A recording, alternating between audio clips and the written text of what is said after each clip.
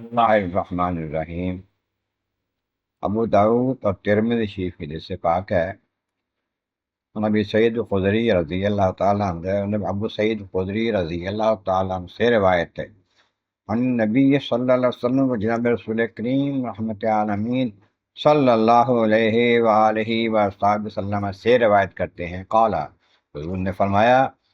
افضل الجہاد کلمۃ عادل، افضل جہاد جو ہے، بہترین جہاد جو ہے، انصاف کی بات کرنا ہے، عند سلطان جائر، ظالم بادشاہ کے سامنے، ظالم بادشاہ کے سامنے حق کی بات کرنا، عدل و انصاف کی بات کرنا، یہ بڑا جہاد ہے۔ دوسری روایت اسی موضوع پر یہ نسائی شریف میں ہے، نبی عبداللہ طارق بن شہاب البجلی الاحمسی رضی اللہ تعالیٰ عنہ،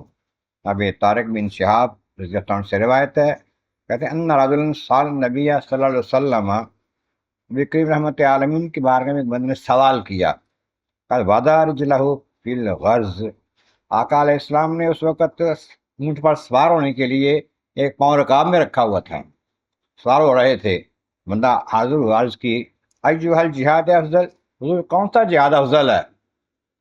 قال، آقا کریم نے فرمایا، کلمۃ حق عند سلطان جابر، جابر سلطان کے سامنے حق بات کرنا جو ہے یہ جہاد افضل ہے۔ اللہ تبارک و تعالی ہمیں عمل کی توفیق عطا فرمائے۔